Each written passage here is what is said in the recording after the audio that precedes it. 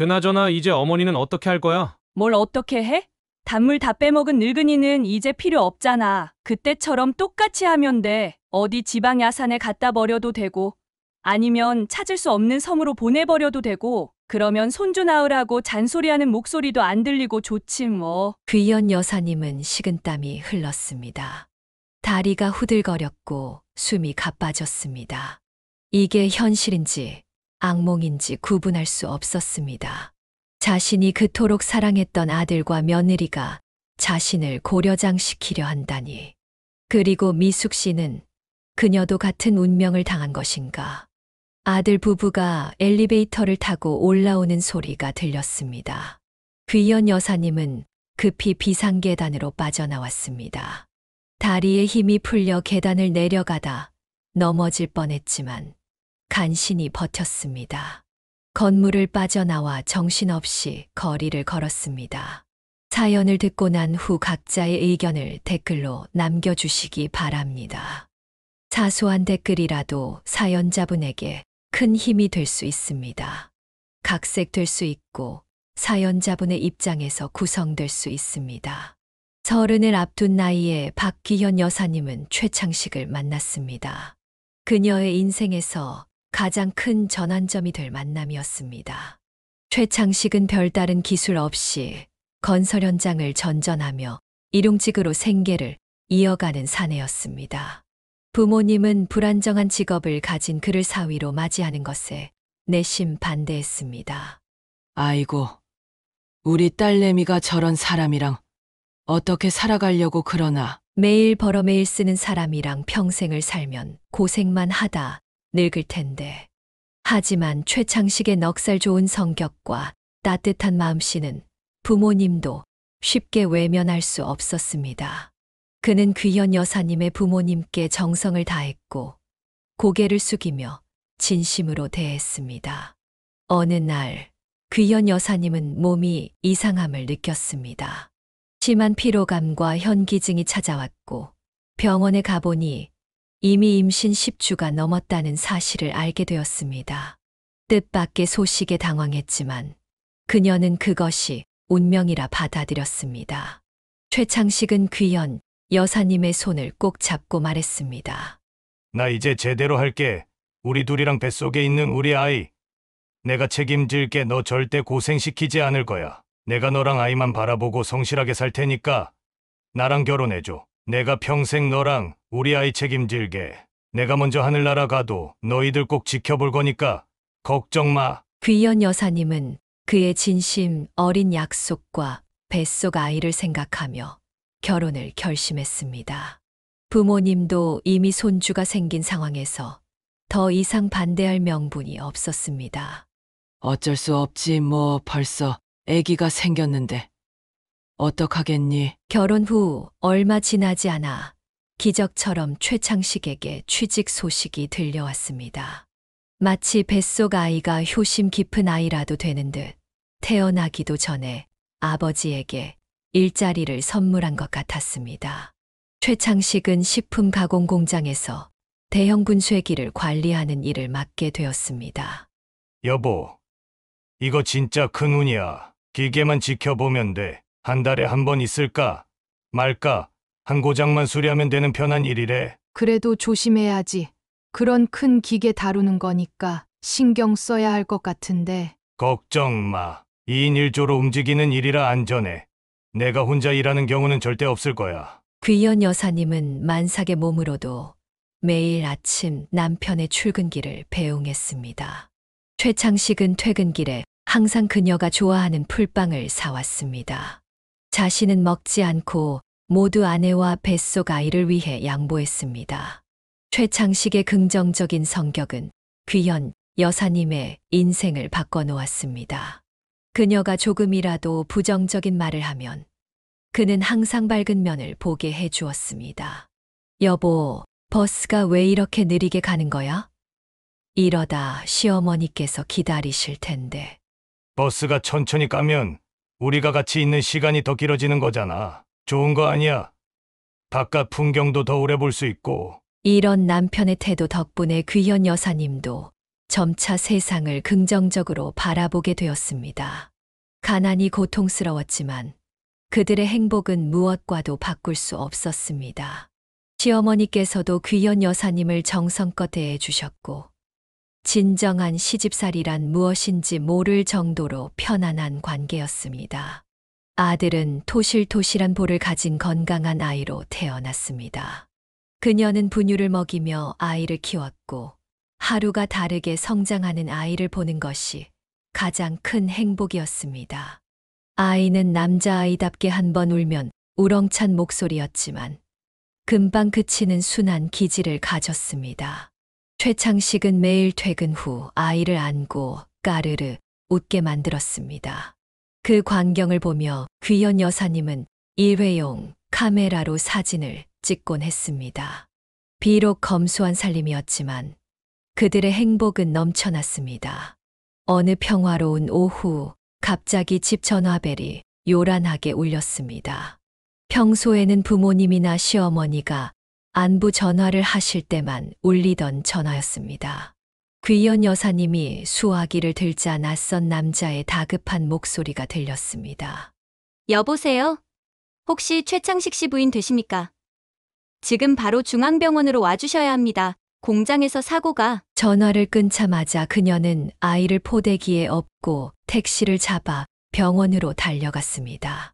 병원 응급실에 도착했지만 어디에도 최창식의 모습은 보이지 않았습니다. 그녀는 간호사를 붙잡고 물었습니다. 죄송한데요. 공장 사고로 왔다는데 어디 있나요? 간호사의 표정이 굳어졌습니다. 혹시 분쇄기 사고 환자 보호자세요? 네, 맞아요. 우리 남편이 어디 있죠? 많이 다쳤나요? 간호사는 힘겹게 입을 열었습니다. 너무 큰 충격받지 마세요. 저희도 이런 사고는 처음이라. 귀연 여사님은 간호사의 표정만 봐도 무슨 일이 일어났는지 짐작할 수 있었습니다. 온몸이 떨리기 시작했고 숨이 막혔습니다. 안내를 받아 찾아간 곳에서 그녀는 공장 관계자를 만났습니다. 그가 전한 소식은 최악이었습니다. 정말 죄송합니다. 이런 끔찍한 일이 분쇄기가 고장나서 수리 중이었는데 원래는 2인 1조로 작업해야 하는데 다른 직원이 잠시 자리를 비운 사이에 혼자서 작업을 하다가 우리 남편이 어디 있어요?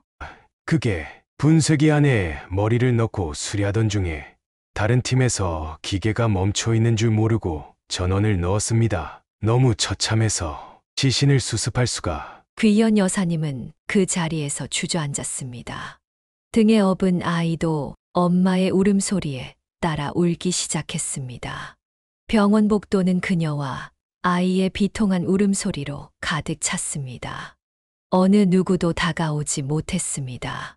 그것은 사람의 울음이 아닌 것 같았습니다. 남편의 장례식은 그녀의 의지와 상관없이 진행되었습니다. 시어머니는 여러 번 기절했습니다.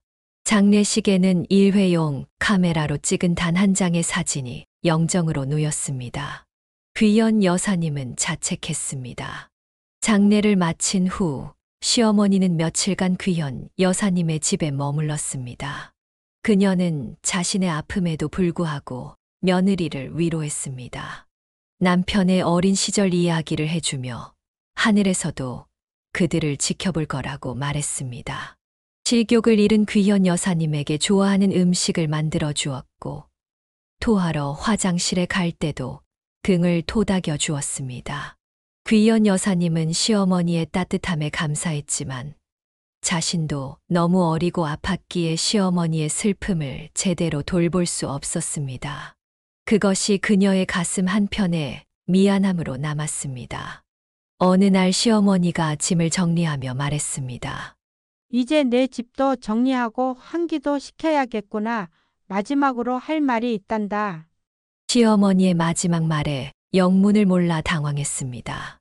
아직 남편을 잃은 슬픔이 가시지 않은 상태였습니다.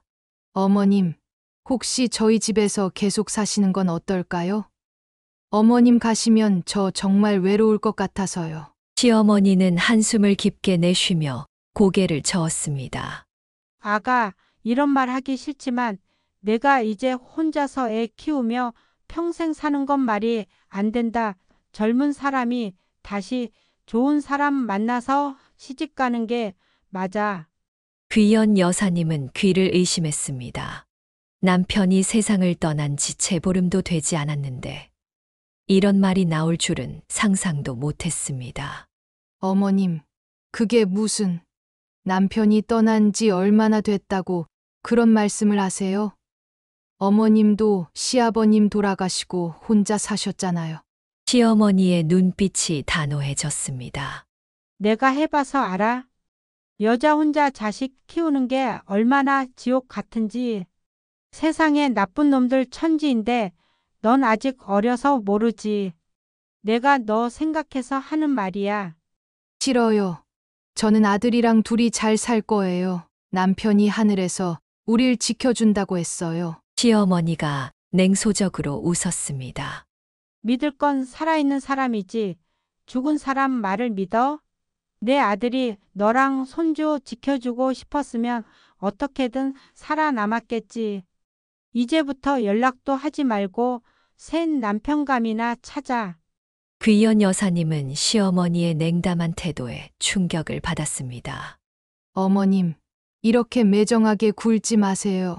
우리 모두 서로가 필요해요. 우리 아이는요? 그만. 더 듣기 싫어. 이제 우린 서로 만나지도 연락도 하지 말자. 우리 아들 사진은 내가 가져갈게. 집에 영정 사진이라도 걸어둬야 나중에 치매가 와도 내 아들 얼굴은 기억할 테니. 넌 죽은 사람 붙들고 있지 말고 새 남자 찾아. 그 말을 끝으로 시어머니는 문을 쾅 닫고 나가버렸습니다. 갓난아이를 안고 있던 귀연 여사님은 그 자리에 주저앉아 오열했습니다. 남편이 남긴 유일한 사진마저 빼앗긴 허망함이 그녀를 덮쳤습니다. 며칠 후 귀연 여사님은 시어머니와의 관계를 회복하려고 시도했습니다. 전화를 걸었지만 받지 않았고 아이를 업고 시어머니 집을 찾아갔지만 문은 굳게 닫혀 있었습니다. 시위라도 하듯 대문 앞에 몇 시간이나 앉아 있었지만 시어머니는 끝내 문을 열어주지 않았습니다. 절망한 귀연 여사님은 친정어머니를 찾아갔습니다. 엄마, 어머님이 왜 이러시는지 모르겠어요. 그렇게 잘해주시더니 갑자기. 친정어머니는 귀연 여사님의 머리를 쓰다듬었습니다. 시어머니도 얼마나 가슴이 아프겠니. 하나뿐인 아들을 잃었는데 어쩌면 내가 아들을 닮아서 볼 때마다 더 가슴이 아픈지도 모르지. 그렇게 사랑하는 며느리면 끝까지 품어주셔야지. 어떻게 아들 없는 저한테 나가라고 하실 수가 있어요? 죽은 사람 생각하면서 평생 살면 어떡하니. 산 사람은 살아야지. 시어머니도 그런 마음으로 말씀하신 거야. 이제 그만 울어라. 앞으로 어떻게 할지 생각해야지. 귀연 여사님은 시어머니의 매정함을 이해할 수 없었지만 저는 어떻게든 버티기로 결심했습니다. 생후 7개월 된 아들을 바라보니 새로운 힘이 솟아났습니다. 주변에서는 재혼을 권유했지만 그녀는 항상 미소로 거절했습니다. 시어머니의 바람과는 반대로 그녀는 재혼하지 않고도 아이를 잘 키울 수 있다는 것을 증명하고 싶었습니다. 어쩌면 시어머니에 대한 일종의 반항이었을지도 모릅니다. 여사님은 생계를 위해 할 수 있는 일을 찾아보았습니다. 특별한 기술이 없는 그녀에게 가장 만만한 것은 시장에서 나무를 파는 일이었습니다. 그렇게 그녀의 고단한 홀로서기가 시작되었습니다. 날이 갈수록 시어머니에 대한 그리움은 커져갔지만 그녀는 단 한 번도 다시 연락을 시도하지 않았습니다. 가끔 거리에서 시어머니와 비슷한 실루엣을 보면 심장이 뛰었지만 다가가 확인할 용기는 나지 않았습니다. 남편과 함께 찍은 사진 한 장 없이 오직 기억 속에만 남편의 모습을 간직한 채 그녀는 하루하루를 버텨나갔습니다. 잘 살아야지.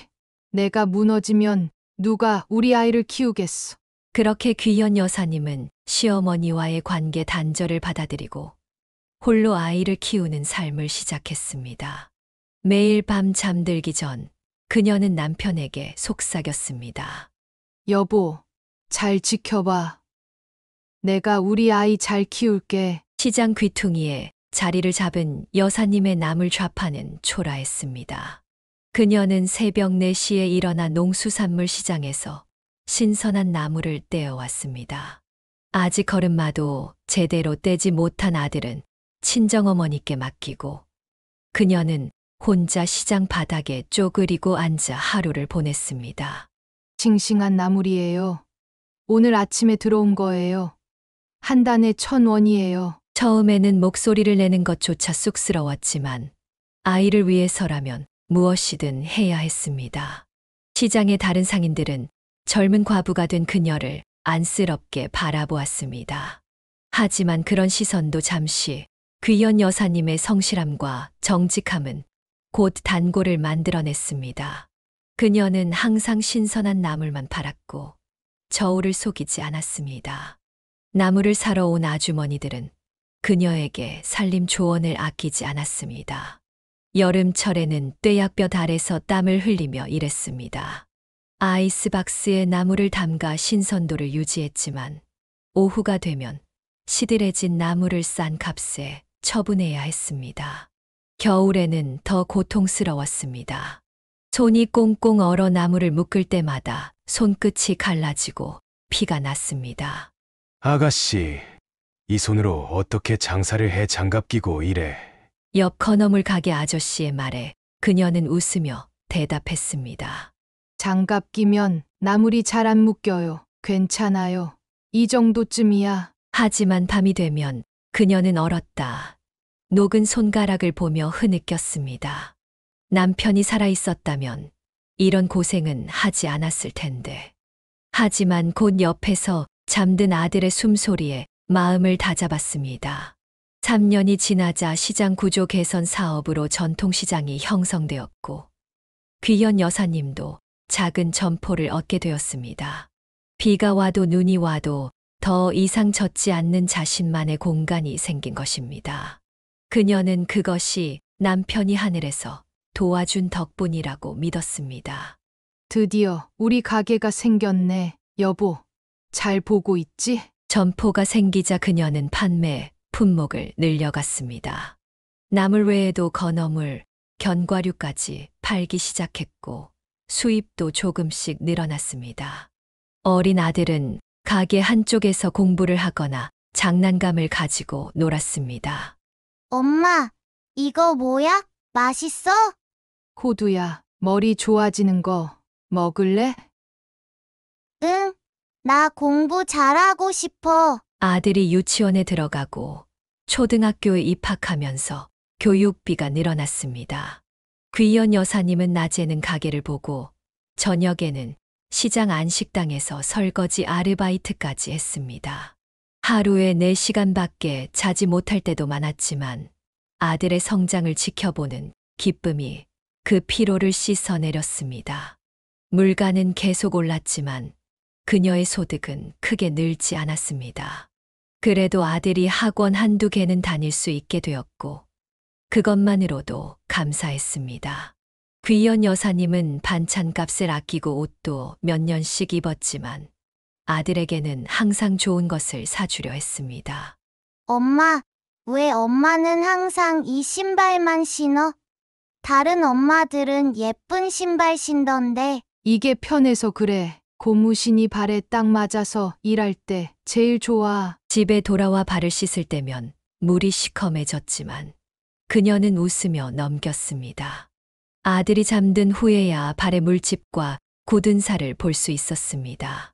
시장에서 20년 넘게 일하면서 귀연 여사님의 얼굴은 햇볕에 그을려 주름이 깊어졌습니다.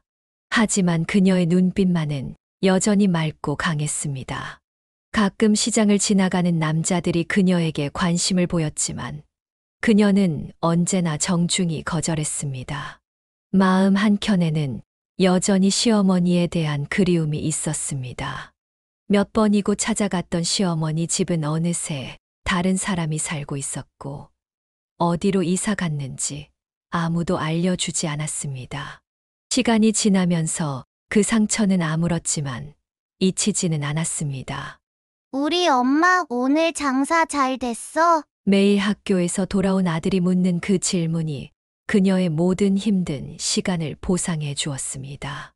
그녀는 아들이 자신보다 나은 삶을 살 수 있기를 간절히 바랐습니다. 초등학교에 입학한 아들 지석은 놀라운 학습 능력을 보여주었습니다. 다른 아이들이 게임을 하거나 놀이터에서 뛰어놀 때도 그는 종종 책을 읽거나 문제집을 풀고 있었습니다.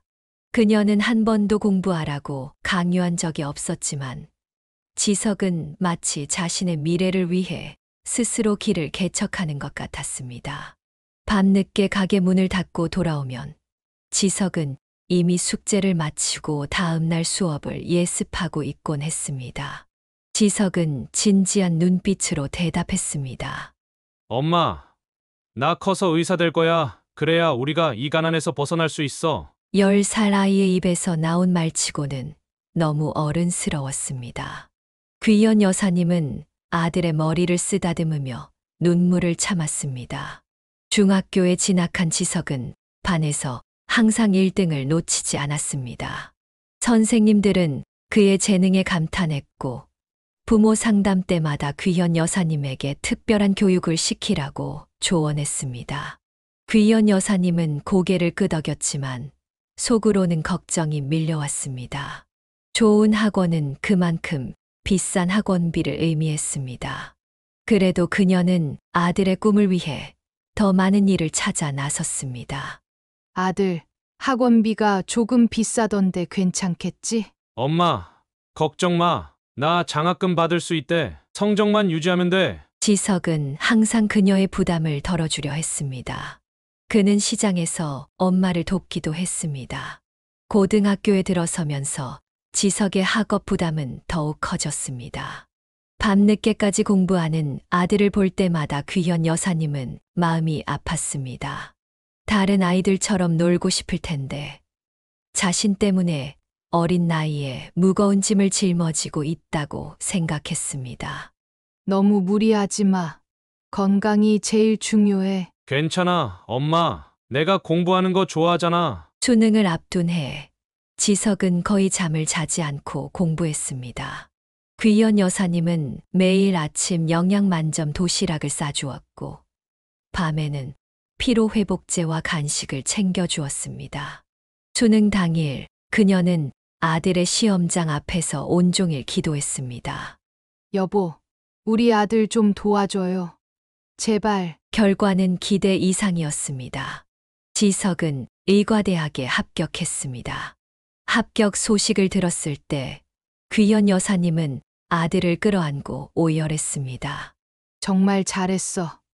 내가 자랑스러워. 엄마, 이게 다 엄마 덕분이야. 이제 엄마 고생 안 시킬게. 기쁨도 잠시 현실적인 문제가 그들 앞에 놓였습니다. 의대 등록금은 상상을 초월했습니다. 지석이 장학금을 받았음에도 불구하고 나머지 금액은 여전히 부담스러운 액수였습니다. 귀연 여사님은 밤낮으로 일했습니다. 낮에는 시장에서 가게를 운영하고 저녁에는 인근 식당에서 설거지를, 주말에는 아파트 청소 일까지 했습니다. 몸이 아파도 쉴 수 없었습니다. 엄마, 그만 좀 무리해. 내가 학자금 대출 받을게. 안 돼. 내가 졸업하고 빚더미에 앉을 순 없어. 엄마가 할 수 있어. 그녀는 매달 모은 돈을 꼬박꼬박 저축했습니다. 통장 잔고가 늘어날 때마다 뿌듯함을 느꼈습니다. 어느 날 밤 술에 취해 돌아온 지석이 울먹이며 말했습니다. 엄마, 나 정말 공부하는 방법도 모르겠어. 다른 애들은 다 부잣집 자식들이라 과외도 받고 좋은 환경에서 자랐는데 나는 그냥 무작정 머릿속에 때려 넣기만 했어. 귀연 여사님은 아들의 머리를 쓰다듬었습니다. 그래도 내가 여기까지 왔잖아. 엄마는 내가 자랑스러워. 언제까지 이렇게 좁은 집에서 살아야 해? 엄마가 이렇게 고생하는 거 보기 싫어. 그녀는 아들의 불만을 이해했습니다. 자신이 더 나은 환경을 만들어주지 못해 미안한 마음뿐이었습니다. 하지만 그녀는 포기하지 않았습니다. 더 열심히 일하고 더 많이 저축했습니다. 우리 아들 번듯한 의사로 키워서 병원도 차려주고 좋은 집도 사주고 멋진 결혼식도 올려줄 거야. 그것이 그녀의 꿈이었고 그 꿈을 위해 그녀는 오늘도 새벽 시장으로 향했습니다. 지석이 30대 후반이 되던 해 그는 결혼 이야기를 꺼냈습니다. 의대를 졸업하고 전문의 자격을 취득한 그는 이제 안정적인 병원 의사로 일하고 있었습니다. 귀연 여사님은 아들이 좋은 짝을 만나기를 간절히 바랐습니다. 엄마, 다음 주 토요일에 시간 비워도 소개할 사람이 있어. 지석의 목소리에는 수줍음이 묻어 있었습니다. 귀연 여사님은 기대에 가슴이 뛰었습니다. 드디어 아들이 여자친구를 데려온다니 얼마나 고대하던 순간인지 모릅니다. 누구? 어떻게 만났어? 의대 동기야. 예전엔 그냥 친구로 지냈는데 일하면서 자주 만나다 보니까 만남 당일 귀연 여사님은 아침부터 시장 일을 서둘러 마치고 집을 깨끗이 청소했습니다. 평소 입지 않던 외출복을 꺼내 입고 소박하지만 정성 가득한 음식을 준비했습니다. 초인종이 울리고 문을 열자 날카로운 눈매와 깡마른 체형의 여성이 서 있었습니다. 세련된 옷차림과 화장, 그리고 고급스러운 가방을 든 그녀는 귀연 여사님과는 완전히 다른 세계의 사람처럼 보였습니다. 안녕하세요. 서주연이라고 합니다. 그녀의 목소리는 차가웠고 인사도 형식적이었습니다. 귀연 여사님은 애써 미소를 지으며 그녀를 맞이했습니다. 어서 와요. 식사 준비해뒀어요. 우리 지석이가 많이 말했어요. 식사 자리에서 귀연 여사님은 며느리가 될 사람에 대해 알고 싶었습니다. 어떻게 만났는지, 어떤 연애를 했는지, 무슨 취미가 있는지 등을 물었습니다. 두 분은 어떻게 더 가까워지게 된 거예요? 친구에서 연인으로 발전하게 된 계기가 있었나요? 주연은 코웃음을 치며 대답했습니다. 별거 없어요. 그냥 자연스럽게 됐죠. 사실 이런 질문들은 좀 사적인 것 같은데요. 귀연 여사님은 당황했지만 미소를 잃지 않았습니다. 지석은 불편한 표정으로 화제를 돌렸습니다. 식사가 끝나갈 무렵 주연은 갑자기 가방에서 종이 한 장을 꺼내 귀연 여사님 앞에 내밀었습니다. 어머님, 이건 제가 결혼 후 시어머니께 지켜주셨으면 하는 내용들입니다. 미리 말씀드리는 게 나을 것 같아서요. 귀연 여사님은 눈을 휘둥그레 뜨고 종이를 받아들었습니다. 거기에는 불필요한 전화 자제, 방문 시 최소 하루 전 연락, 육아 및 가사 조언 삼가 등의 항목이 쓰여 있었습니다. 이게 무슨? 주연은 냉정하게 말을 이어갔습니다. 제가 너무 직설적인가요? 그냥 서로 불필요한 오해가 없었으면 해서요. 솔직히 딸 같은 며느리는 없다고 생각해요. 어머님이 잘해주시려는 마음이 저에겐 부담일 수 있거든요. 귀연 여사님은 말문이 막혔습니다. 지석은 난처한 표정으로 중재에 나섰습니다. 주연아, 우리 엄마는 그런 사람 아니야. 너무 벽을 치지 마. 당신은 내 마음을 몰라. 시어머니와 며느리 사이가 어떤지 그냥 서로 적당히 거리 두고 지내는 게 좋을 것 같아서 그래. 주연은 또 다른 종이를 꺼냈습니다. 그리고 이건 저희가 알아본 결혼식 견적서예요. 제 친정에서는 어느 정도 도와주시기로 했는데 어머님께서는 어떠신가요? 귀연 여사님은 순간 가슴이 덜컥했습니다. 아들 결혼시키려고 평생을 아끼며 모은 돈이 있긴 했지만 이렇게 노골적으로 돈 이야기를 꺼내는 주연의 태도가 불편했습니다. 사실 지석 씨 말로는 어머님께서 따로 모아둔 돈은 없다고 하시던데. 뭐라고? 내가 언제? 지석이 얼른 끼어들었습니다. 주연아, 그냥 우리끼리 해결하자. 엄마한테 부담 주지 말자. 주연은 단호하게 고개를 끄덕였습니다. 그래요. 제가 돈 조금이라도 받으면 시집살이 당할 것 같으니까 저희가 대출받아서 알아서 할게요. 귀연 여사님은 충격을 받았지만 더 이상 아무 말도 하지 않았습니다. 아들이 주연의 눈치를 살살 보는 모습이 안타까웠습니다. 평생 고생시키지 않으려고 키운 아들이 이제는 아내의 말에 꼼짝 못하는 것 같아 마음이 아팠습니다. 방문객들이 떠난 후 귀연 여사님은 혼자 앉아 생각에 잠겼습니다. 주연의 가정교육은 어땠길래 이런 태도를 보이는 걸까? 사돈댁은 어떤 사람들일까?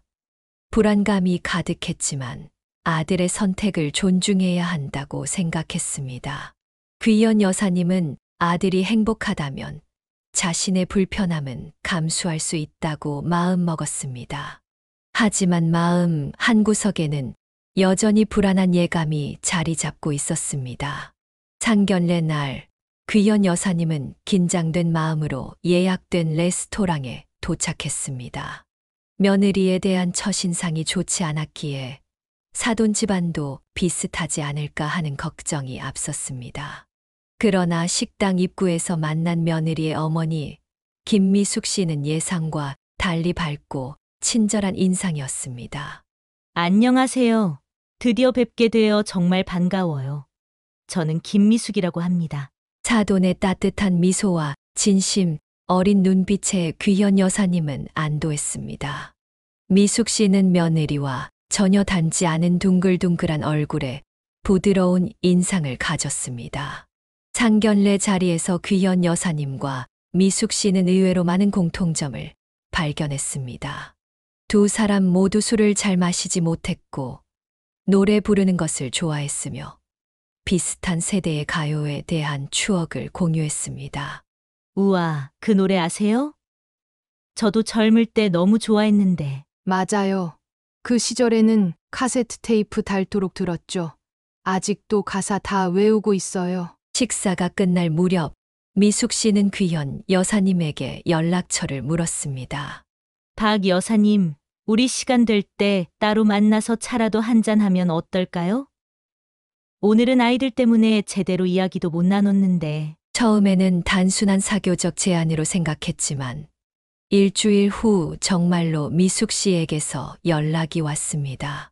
그들의 첫 번째 단독 만남은 동네 카페에서 이루어졌고 서로에 대해 더 많이 알게 되었습니다.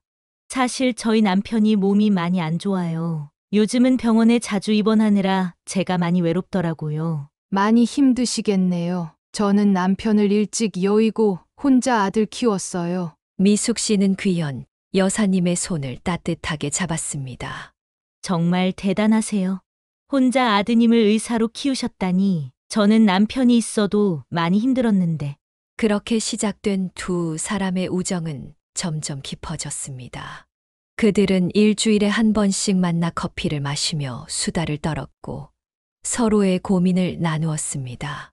미숙 씨는 귀연 여사님에게 자신이 다니는 교회를 소개했습니다.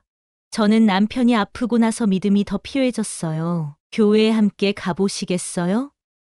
마음의 평화를 찾는 데 도움이 될 거예요. 귀연 여사님은 처음에는 망설였지만 미숙 씨의 권유로 일요일마다 교회에 나가기 시작했습니다. 예배 후에는 함께 점심을 먹고 오후에는 주민센터에서 운영하는 합창단 활동에도 참여했습니다. 오늘 목사님 말씀 정말 좋았어요. 힘든 시간을 견디는 건 결국 사람과의 연결 덕분이라는 말이 와닿더라고요. 맞아요. 저도 미숙 씨 만나고 나서 많이 위로받았어요. 정말 운명적인 만남 같아요. 한 번은 연습 후 늦게까지 이야기를 나누다가 미숙 씨가 딸에 관한 비밀을 털어놓았습니다. 사실 주연이는 제 친딸이 아니에요. 결혼하고 몇 년 동안 아이가 생기지 않아서 입양했거든요. 귀연 여사님은 놀랐지만 이해하는 마음으로 들었습니다. 그랬군요. 전혀 몰랐어요. 시댁에서는 그것 때문에 저를 많이 괴롭혔어요. 집안 대 끊는 것도 모자라 쓸모없는 딸까지 데려왔다면서. 남편마저 약해서 저를 제대로 지켜주지 못했죠. 미숙 씨의 눈에 눈물이 고였습니다. 하지만 전 포기하지 않았어요. 주연이를 의사로 키워서 모두에게 보여주겠다고 다짐했죠. 그 아이가 얼마나 훌륭한지, 친자식보다 더 소중한지. 귀연 여사님은 친구의 손을 꼭 잡아주었습니다. 정말 대단해요. 그 모진 시집살이를 견디시면서 딸을 그렇게 훌륭하게 키우셨으니 그래서 주연이가 좀 예민하고 방어적인 면이 있어요. 어릴 때부터 늘 자신을 증명해야 한다는 압박감 속에서 자랐거든요. 좀 이해해 주세요. 그제서야 귀현 여사님은 며느리의 태도를 조금 이해할 수 있었습니다. 모진 시집살이를 겪은 어머니의 영향으로 며느리는 시댁과의 관계에 극도로 경계심을 가지게 된 것이었습니다. 두 사람의 우정은 더욱 깊어졌고 미숙 씨는 남편의 병세가 악화되자 귀현 여사님의 집 근처로 이사까지 왔습니다. 이제 그들은 거의 매일 만나게 되었고 서로에게 없어서는 안 될 존재가 되었습니다. 미숙 씨, 친구가 생겨서 정말 행복해요. 평생 장사하느라 친구 사귈 시간도 없었는데 저도요. 박 여사님 같은 분을 이제야 만났다니 운명인가 봐요. 나이 들어 만난 친구가 진짜 친구라더니 정말 그런 것 같아요. 그들은 서로의 집을 오가며 식사를 함께 하고 때로는 지방 여행도 다녀왔습니다. 아이들은 이런 그들의 관계를 별로 반기지 않는 듯 했지만 두 여인에게는 중요하지 않았습니다. 그들에게는 서로가 있었고 그것으로 충분했습니다. 미숙 씨는 가끔 귀현 여사님에게 딸과의 관계 개선을 위한 조언을 해주기도 했습니다. 주연이는 마음이 여려요. 겉으로는 강해 보이지만 사실은 사랑받고 싶어 하는 아이예요. 시간을 두고 천천히 다가가 보세요. 귀현 여사님은 그 말을 새겨들었고 며느리를 바라보는 시각도 조금씩 바뀌어 갔습니다. 비록 며느리와의 관계는 여전히 서먹했지만 그녀의 어머니와의 우정은 귀현 여사님의 삶에 커다란 기쁨이 되었습니다. 지석과 주연의 결혼식은 화려하게 치러졌습니다. 귀현 여사님은 평생 모아온 돈을 꺼내지 않았지만 마음만은 풍성했습니다. 신혼부부의 출발이 순탄하기를 간절히 바랐고 미숙 씨와의 우정 덕분에 며느리와의 관계도 조금씩 나아지길 기대했습니다. 결혼 후 석 달이 지났을 무렵 미숙 씨의 남편 상태가 급격히 악화되었습니다. 오랜 시간 투병해온 만성 신부전증이 악화되어 의식을 잃고 중환자실에 입원했던 것입니다. 병원에서 전화 왔어요. 이번엔 정말 힘들 것 같대요. 미숙 씨의 목소리는 떨렸습니다. 귀현 여사님은 즉시 병원으로 달려갔고 미숙 씨의 곁을 지켰습니다. 그렇게 일주일을 넘게 간병하던 중 결국 미숙 씨의 남편은 세상을 떠났습니다. 장례식 내내 귀현 여사님은 미숙 씨의 손을 놓지 않았습니다. 함께 울고 함께 바깥사돈을 보내드렸습니다. 장례를 마친 미숙 씨는 완전히 지쳐 보였습니다. 이제 정말 혼자네요. 그 사람 많이 아팠지만 그래도 내 옆에 있어 주는 것만으로도 큰 힘이었는데. 귀현 여사님은 친구를 위로했습니다. 미숙 씨, 혼자가 아니에요. 내가 있잖아요. 우리 서로 의지하면서 살아요. 며칠 후 주연이 귀현 여사님을 찾아왔습니다. 어머님, 엄마가 너무 우울해하셔서 걱정이에요. 강원도에 단풍이 예쁘게 들었다고 하던데? 1박 2일로 엄마 모시고 여행 다녀올까 해요. 기분 전환도 되고 좋을 것 같아서요. 귀현 여사님은 반가웠습니다. 며느리가 이렇게 어머니를 챙기는 모습이 기특했습니다. 정말 좋은 생각이네. 나도 같이 갈까? 주연의 표정이 굳었습니다. 아, 그게 엄마랑 저랑 둘만의 시간을 갖고 싶어서요. 다음에 어머님도 모시고 갈게요. 실망스러웠지만 이해할 수 있었습니다. 귀현 여사님은 미숙 씨에게 전화의 즐거운 여행을 다녀오라고 당부했습니다. 좋은 구경하고 와. 사진 많이 찍어서 보여줘. 그럴게요. 박 여사님 덕분에 용기가 생겼어요. 조금 쉬다 오면 마음이 나아질 것 같아요. 여행 첫날 미숙 씨는 약속대로 단풍 사진을 몇 장 보내왔습니다. 빨갛고 노란 단풍 사이에서 환하게 웃는 미숙 씨의 모습이 귀현 여사님의 마음을 따뜻하게 했습니다. 단풍이 정말 예뻐요. 공기도 맑고 산책하기 좋아요. 내일은 등산도 할 예정이에요. 그러나 다음 날 아침부터 미숙 씨의 전화가 받히지 않았습니다. 몇 번을 걸어도 연결되지 않자 귀현 여사님은 불안해졌습니다. 산에 올라가서 전화가 안 터지는 건가 싶었지만 이상하게 마음이 편치 않았습니다. 그날 저녁 마침내 주연에게서 전화가 왔습니다. 그녀의 목소리는 울음으로 떨리고 있었습니다. 어머님. 큰일이 났어요. 귀연 여사님의 심장이 빠르게 뛰기 시작했습니다. 무슨 일이야? 미숙 씨는 어디 있어? 엄마가 산에서 사진 찍다가 미끄러져서 아래로 떨어졌어요. 귀연 여사님은 전화를 들고 있는 손에 힘이 빠졌습니다. 뭐라고? 그게 무슨 소리야? 미숙 씨가 실족했다고? 네, 구조대가 밤새 수색했는데 낭떠러지라서 흔적을 찾기가. 귀연 여사님은 그 자리에 주저앉고 말았습니다. 이런 일이 어떻게 일어날 수 있단 말인가. 얼마 전까지 웃으며 사진을 보내던 친구가, 단풍 구경을 하던 친구가 갑자기 사라졌다니. 지금 어디야? 내가 갈게. 주소 알려줘. 귀연 여사님과 지석은 즉시 강원도로 향했습니다. 도착한 곳은 작은 시골 종합병원이었습니다. 그곳에는 이미 장례 절차가 시작되고 있었습니다. 빈관 앞에서 주연이 울고 있었습니다. 어떻게 된 거야? 자세히 말해봐. 주연은 눈물을 훔치며 떨리는 목소리로 말했습니다. 산책로에서 단풍을 배경으로 사진을 찍어드리고 있었어요. 그런데 엄마가 더 멋진 각도를 찾다가 발을 헛디디셨나 봐요. 순식간에 아래로 너무 깊은 계곡이라 흔적조차 찾을 수 없대요. 구조대가 수색을 했지만. 귀연 여사님은 도저히 믿을 수 없었습니다. 시신도 못 찾았는데 어떻게 장례를 치러? 더 찾아봐야 하는 거 아니야? 경찰이 더 이상의 수색은 무의미하대요. 이미 스문의 시간이 지났고 그 깊이면 살아있을 가능성이. 귀연 여사님은 분노와 슬픔이 뒤섞인 채로 물었습니다. 왜 서울로 안 옮겨? 여기서 장례를 치르면 어떡해? 주연은 초점 없는 눈으로 대답했습니다. 제가 너무 정신이 없어서 시간도 없고 여기 병원에서 도와준다고 해서. 귀연 여사님은 빈관 앞에 무릎을 꿇고 오열했습니다.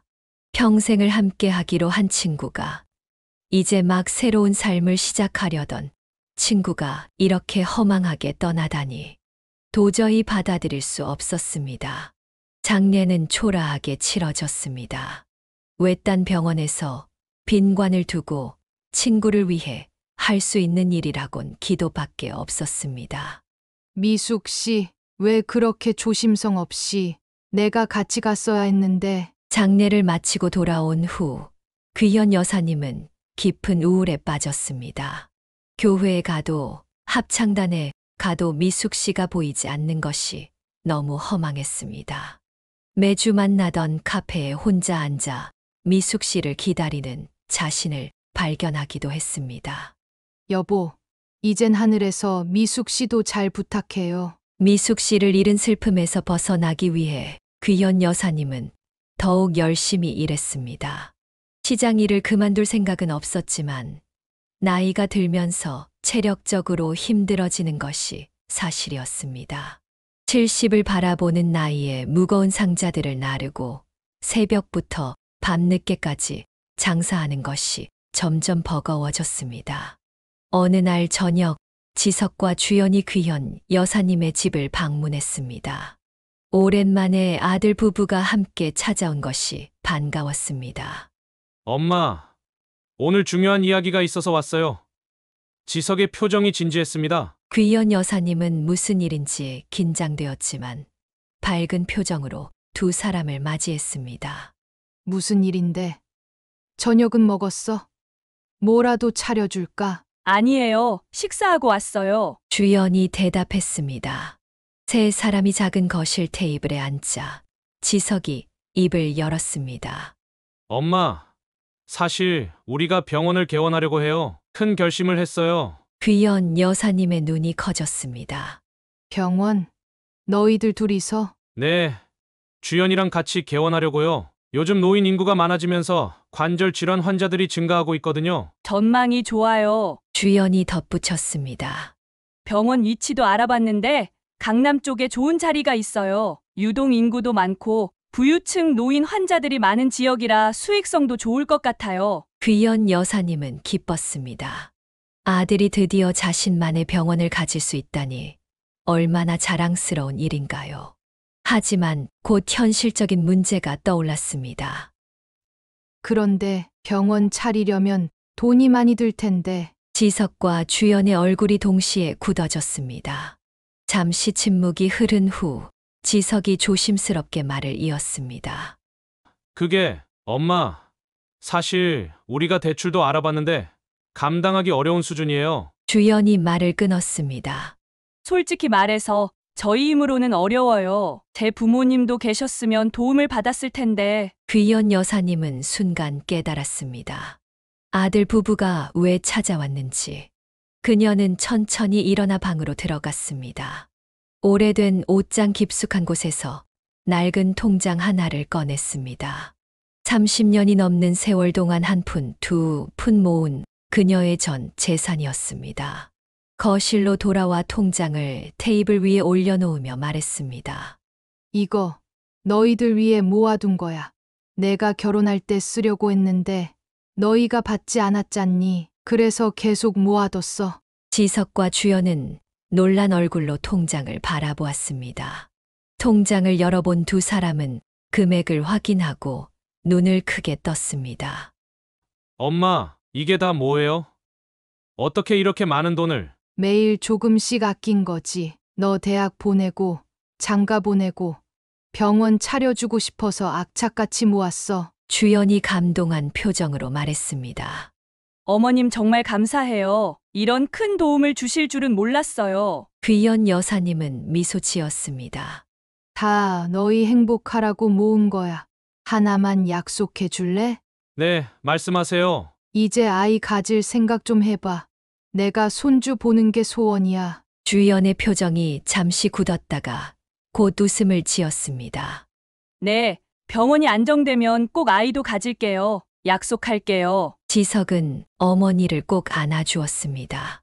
엄마, 정말 고마워요. 이런 큰 은혜를 어떻게 갚아야 할지. 갚을 것 없어. 나중에 내 노후는 너희가 책임져 주면 되지. 주연이 급하게 말했습니다. 당연하죠. 걱정 마세요. 이렇게 큰 도움을 주셨는데 어머님 노후는 저희가 책임질게요. 귀연 여사님은 행복했습니다. 드디어 자신의 노력이 빛을 발하는 순간이었습니다. 아들이 독립적인 의사가 되어 자신의 병원을 갖게 될 것이고 곧 손주도 안게 될 것이라는 생각에 가슴이 벅찼습니다. 이제 시장 일도 그만두세요. 저희가 생활비 드릴게요. 그래. 이제 좀 쉬어야겠다. 몸도 예전 같지 않고. 그날 밤 귀연 여사님은 오랜만에 편안한 마음으로 잠들었습니다. 남편에게 이야기하듯 중얼거렸습니다. 여보, 우리 아들 드디어 자기 병원 가지게 됐어요. 당신이 하늘에서 도와준 거죠? 다음 날부터 아들 부부는 바쁘게 병원 개원 준비를 시작했습니다. 여사님은 시장 단골들에게 은퇴를 알리고 가게를 정리했습니다. 20년 넘게 그녀의 삶의 터전이었던 공간을 떠나는 것은 시원섭섭했지만 이제는 쉴 때가 되었다고 생각했습니다. 아이고, 박 여사님 그만두신다니 섭섭하네요. 누구한테 남을 사 먹어야 하나? 그동안 고마웠어요. 이제 나이도 있고 아들이 병원 차린다고 하니 좀 쉬려고요. 아이고, 의사 아들 두셨으니 이제 편히 사시겠네. 부럽습니다. 귀연 여사님은 당당하게 웃을 수 있었습니다. 평생 고생한 보람이 있다는 생각이 들었습니다. 병원 개원 준비는 빠르게 진행되었습니다. 지석과 주연은 강남의 번화가의 넓은 공간을 임대했고 최신식 의료 장비를 들여놓았습니다. 인테리어도 고급스럽게 꾸몄습니다. 가끔 귀연 여사님도 병원을 방문해 진행 상황을 지켜보았습니다. 귀연 여사님은 뿌듯했지만 한편으로는 걱정도 되었습니다. 이렇게 호화롭게 꾸미는 때 돈이 너무 많이 드는 것 같았습니다. 하지만 아들이 하는 일이니 믿고 맡기기로 했습니다. 며칠 후 지석이 말했습니다. 엄마, 내일 병원 청소하러 와주실래요? 개업 전에 마지막 정리를 하려고요. 그럼 당연히 가야지. 내가 도울 게 있다면 뭐든지 말해. 귀연 여사님은 아들의 병원 개업을 위해 자신이 할 수 있는 일이 있다는 것이 기뻤습니다. 이제 시장에서 일하지 않아도 아들 덕분에 편하게 살 수 있다는 생각에 행복했습니다. 병원 청소를 돕기 위해 귀연 여사님은 약속 시간보다 일찍 도착했습니다. 아들 부부가 준 열쇠로 건물에 들어갔지만 아직 도착하지 않은 것 같았습니다.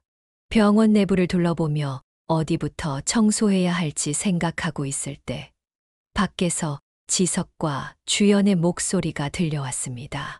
그녀는 반가운 마음에 인사하려고 했지만 두 사람의 대화 내용이 심상치 않게 들려왔습니다. 그녀는 본능적으로 진료실 뒤에 숨었습니다.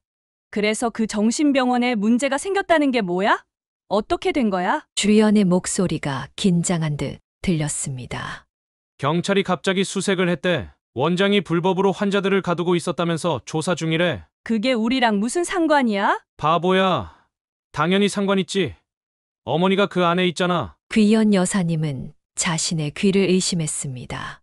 어머니, 누구의 어머니?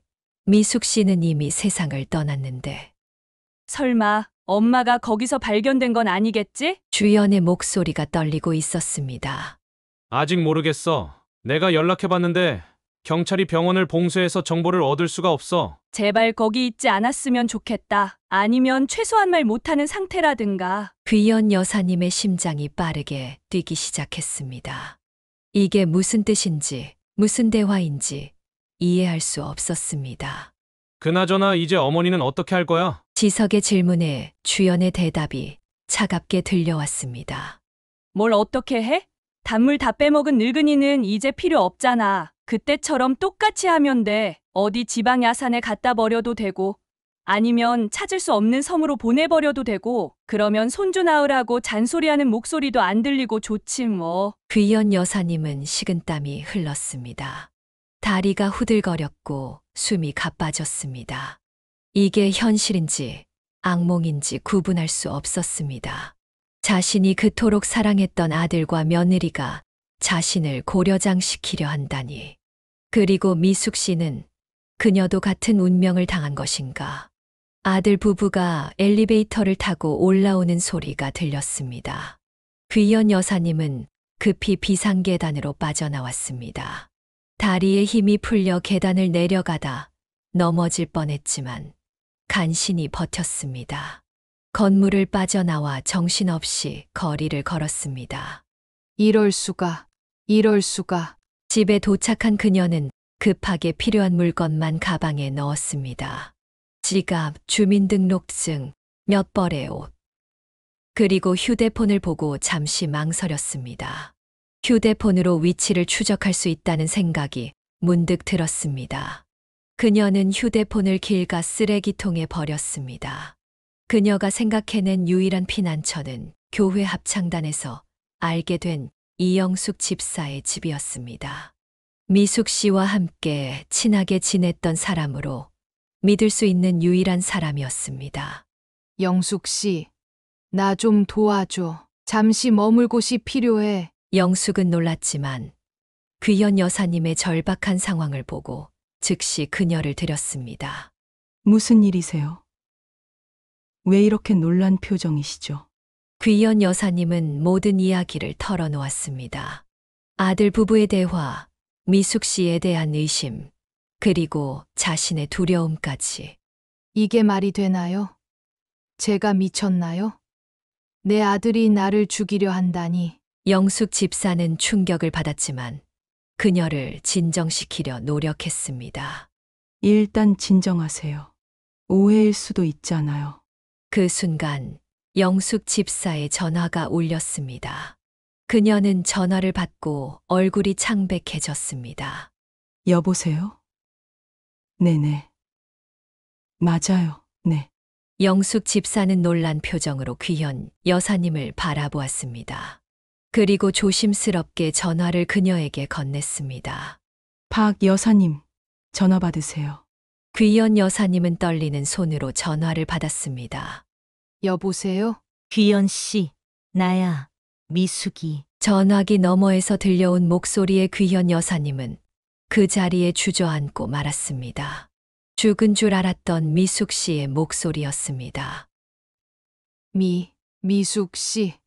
어떻게 당신은 죽었잖아. 나 살아있어. 2년 동안 대천에 있는 정신병원에 갇혀 있었어. 내 딸이 날 가두고 사망 신고를 한 거야. 귀현 여사님은 온몸을 덜덜 떨었습니다. 모든 것이 이해되기 시작했습니다.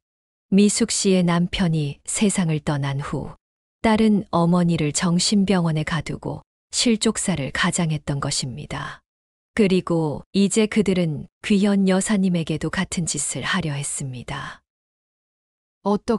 어떻게 탈출한 거야? 병원에 경찰 조사가 들어왔어. 원장이 불법으로 사람들을 가두고 보험금 타내는 일을 하고 있었대.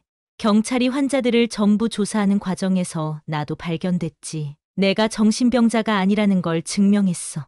그런데 어떻게 나한테 연락한 거야? 영숙 씨 아들이 경찰이잖아. 내가 기억나는 연락처가 너희들밖에 없었는데 내 전화는 안 받고 그 아이들은 믿을 수 없으니까 영숙 씨 아들을 찾아달라고 부탁했어. 귀현 여사님은 믿을 수 없는 우연에 감사했습니다. 만약 영숙의 집으로 오지 않았다면 미숙 씨와 다시 연락할 수 없었을 것입니다. 미숙 씨, 나 너무 무서워. 내 아들이. 알아. 귀연 씨 내 딸도 그랬으니까. 돈 때문에 저렇게 변할 줄이야. 어서 여기로 와. 대천 경찰서야. 우리 같이 이 일을 해결하자. 영숙 집사는 자신의 차로 귀현 여사님을 대천으로 데려다 주겠다고 했습니다. 귀현 여사님은 아직도 현실감이 없었습니다. 자신의 전 재산을 준 아들이, 그녀가 평생을 바쳐 키운 아들이 그녀를 없애려 한다는 사실을. 여보, 어떻게 이런 일이. 그녀는 하늘을 바라보며 죽은 남편에게 말을 걸었습니다. 차를 타고 대천으로 향하며 그녀는 앞으로 펼쳐질 진실과 대면할 용기를 내야 했습니다. 차로 밤새 달려 새벽녘에 대천에 도착했습니다. 귀현 여사님은 온종일 긴장과 공포로 지쳐 있었지만 미숙 씨를 만난다는 생각에 정신을 바짝 차렸습니다. 경찰서 앞에 도착하자 그녀의 심장이 요동쳤습니다. 경찰서 안으로 들어가자 안내 데스크에서 영숙 집사의 아들 정우 경위가 그들을 기다리고 있었습니다. 어머니, 박 여사님 많이 놀라셨죠? 이쪽으로 오세요. 정우 경위는 그들을 조용한 상담실로 안내했습니다. 문이 열리자 귀현 여사님은 그 자리에 얼어붙었습니다. 모포를 뒤집어 쓴 채 떨고 있는 여인, 바로 미숙 씨였습니다. 미숙 씨. 두 사람은 서로를 바라보고 한동안 말을 잇지 못했습니다. 미숙 씨는 이전의 그녀가 아니었습니다. 머리카락은 하얗게 변해 있었고 얼굴은 바싹 말라 있었으며 눈에는 깊은 공포감이 서려 있었습니다. 하지만 확실히 그녀였습니다. 두 사람은 서로를 붙잡고 오열했습니다. 영숙 집사와 정우 경위는 조용히 방을 나가 두 사람에게 시간을 주었습니다. 어떻게 이런 일이. 내가 죽었다고, 산에서 떨어졌다고. 미숙 씨는 떨리는 손으로 귀현 여사님의 손을 잡았습니다. 다 거짓말이었어. 내가 정신병원에 갇혀 있는 동안 주연이가 내 사망 신고를 한 거야. 내 목숨을 보험금으로 바꿨다고. 귀현 여사님은 충격에 몸을 떨었습니다.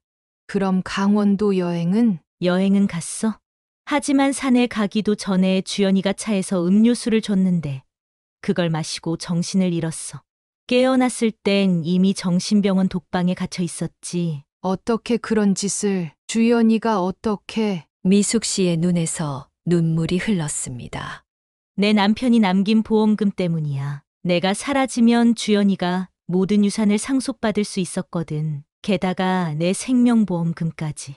경찰이 다시 방으로 들어와 상황을 설명해 주었습니다.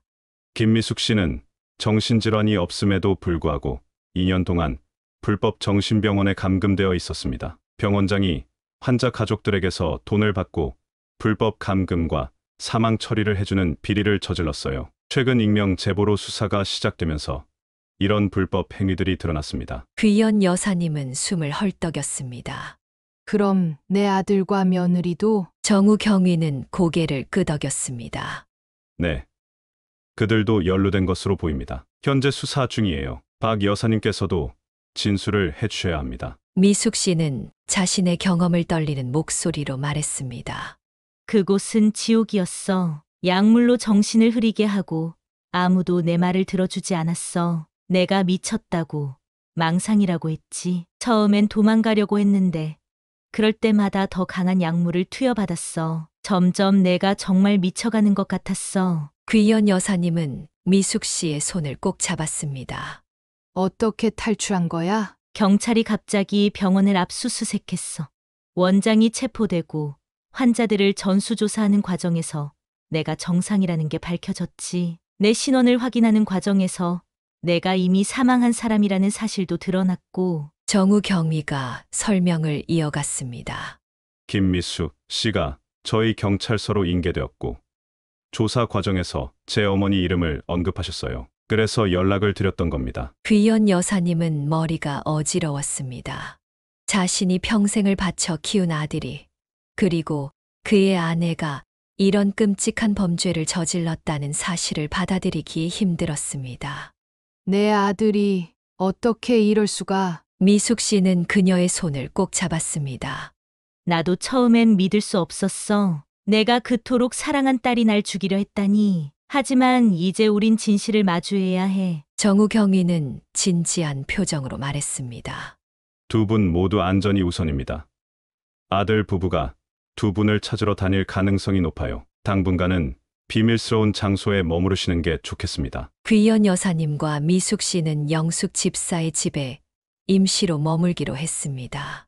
경찰은 그들의 신변 보호를 약속했고 정우 경위는 수사 진행 상황을 계속 알려주기로 했습니다. 몇 주 후 정우 경위로부터 연락이 왔습니다. 박 여사님, 아드님 부부가 경찰 소환에 응했습니다. 하지만 모든 혐의를 부인하고 있어요. 김미숙 씨의 일은 자신들과 무관하다고 주장하고 있습니다. 귀연 여사님은 분노로 떨었습니다. 그들의 대화를 직접 들었어요. 나를 고려장 시키겠다고 했다고요. 정우 경위는 고개를 끄덕였습니다. 증거가 필요합니다. 두 분께서 직접 대면하시면 도움이 될 것 같습니다. 미숙 씨는 단호히 말했습니다. 나는 준비됐어. 내 딸의 얼굴을 보고 싶어. 왜 그랬는지 직접 물어볼 거야. 귀연 여사님도 동의했습니다. 아무리 피하고 싶어도 진실과 대면해야 할 때였습니다. 다음 날 정우 경위의 안내로 두 사람은 경찰서로 향했습니다. 그곳에서 지석과 주연을 마주하게 될 것입니다. 그들이 진실을 부인할지 아니면 자백할지 귀연 여사님의 가슴은 무겁기만 했습니다. 경찰서 조사실에서 벌어진 대면은 귀연 여사님의 가슴에 영원히 지워지지 않을 상처를 남겼습니다. 지석과 주연은 처음에는 모든 혐의를 부인했지만 미숙 씨가 등장하자 얼굴이 창백해졌습니다. 특히 주연은 죽은 어머니를 보고 그 자리에서 주저앉고 말았습니다. 엄마, 어떻게 살아있어? 미숙 씨는 몸을 부들부들 떨면서도 당당하게 딸을 바라보았습니다. 왜 내가 나를 묻어버렸다고 생각했니? 하늘이 무너져도 정의는 살아있는 법이야. 지석은 귀연 여사님을 보자 간절히 애원했습니다. 엄마, 오해예요. 내가 무슨 짓을 했다고 생각하시는 거예요? 엄마를 해칠 리가 없잖아요. 귀연 여사님은 차갑게 대답했습니다. 내가 너희 대화를 다 들었어. 고려장이라고 했지? 내 돈을 다 빼앗고 나를 내다버리려고 했잖아. 결국 수사가 진행되면서 모든 증거가 드러났습니다. 미숙 씨를 가둔 정신병원의 원장이 자백했고, 불법 감금과 사망 신고에 관여한 의사와 병원 직원들의 증언이 이어졌습니다. 주연과 지석의 계좌 내역에서 거액의 송금 내역이 발견되었고, 보험금 청구 서류에서 위조 서명이 확인되었습니다. 재판은 몇 달간 계속되었습니다. 귀연 여사님과 미숙 씨는 매번 법정에 출석해 진술했습니다. 아들 부부가 궁지에 몰리자 서로에게 책임을 전가하기 시작했습니다. 이 모든 계획은 주연이 생각한 거예요. 저는 그저 따랐을 뿐이에요. 거짓말 마. 당신이 먼저 제안했잖아. 우리 어머니처럼 하면 된다고. 그들의 추악한 다툼을 지켜보는 것은 고통스러웠습니다. 하지만 법원은 마침내 판결을 내렸습니다. 주연과 지석은 사기, 불법 감금, 살인 미수 등의 혐의로 중형을 선고받았습니다. 판결이 내려진 날, 귀연 여사님은 법정을 나서며 한숨을 내쉬었습니다. 이제 끝났어요. 미숙 씨는 그녀의 손을 잡았습니다. 병원 매각과 보험금 환수 과정을 통해 귀현 여사님은 자신의 재산을 일부 돌려받았습니다. 그녀는 오랫동안 살았던 집을 팔기로 결심했습니다. 너무 많은 기억이 담긴 곳이었고, 무엇보다 아들 부부가 출소한 후 그녀를 찾아올 가능성이 있었기 때문입니다. 어디로 갈까요? 멀리 가요. 아무도 우리를 모르는 곳으로. 두 사람은 지도를 펼치고 남해안의 작은 어촌 마을을 선택했습니다. 바다가 보이는 언덕 위에 작은 집을 임대했고, 그곳에서 새로운 삶을 시작했습니다. 처음 며칠간은 적응하기 어려웠습니다. 미숙 씨는 여전히 밤마다 악몽에 시달렸고, 귀현 여사님은 문소리만 들려도 깜짝 놀라 가슴이 뛰었습니다. 하지만 서로가 있었기에 그들은 조금씩 나아졌습니다. 오늘은 악몽 안 꿨어요? 조금 나아진 것 같아. 내가 옆에 있어서 그런가 봐. 그들은 매일 아침 바다를 바라보며 차를 마셨고, 마을 사람들과 조금씩 어울리기 시작했습니다. 동네 노인회에 가입해 활동도 하고, 작은 텃밭도 가꾸었습니다. 시간이 지날수록 상처는 서서히 아물어갔습니다.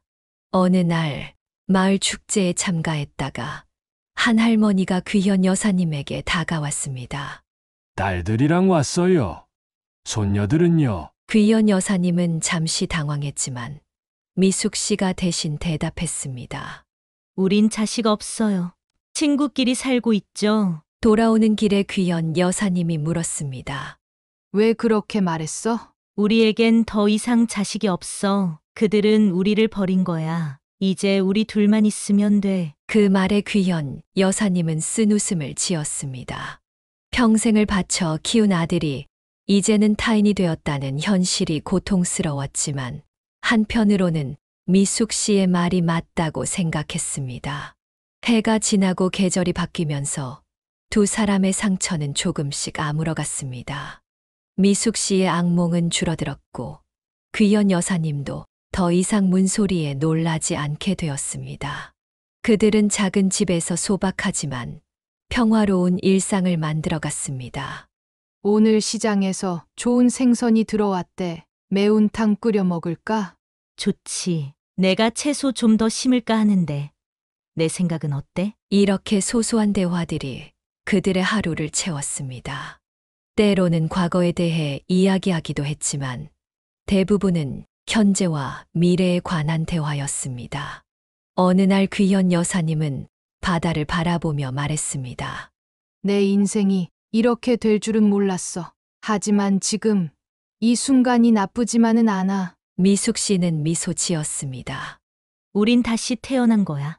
두 번째 인생을 살고 있는 거지. 그들은 지역 노인회에서 더 적극적으로 활동하게 되었고, 마을 아이들에게 이야기를 들려주는 자원봉사도 시작했습니다. 상처받은 두 여인은 서로에게 의지하며 새로운 삶의 의미를 찾아갔습니다. 가끔 귀현 여사님은 하늘을 바라보며 남편에게 말을 건넸습니다. 여보, 보고 있죠? 우리가 이렇게 강하게 살고 있어요. 세월이 흘러도 완전히 지워지지 않는 상처가 있겠지만 두 여인은 서로에게 의지하며 하루하루를 살아가고 있습니다. 그들의 이야기는 비극으로 시작되었지만 진정한 우정의 힘으로 새로운 희망을 찾아가는 여정이 되었습니다. 사연을 듣고 댓글을 남겨주시기 바랍니다. 사소한 의견일지라도 사연자분에게는 큰 힘이 됩니다. 노골적인 악성 댓글은 사연자분에게 상처가 될 수 있으니 삼가주시기 바랍니다.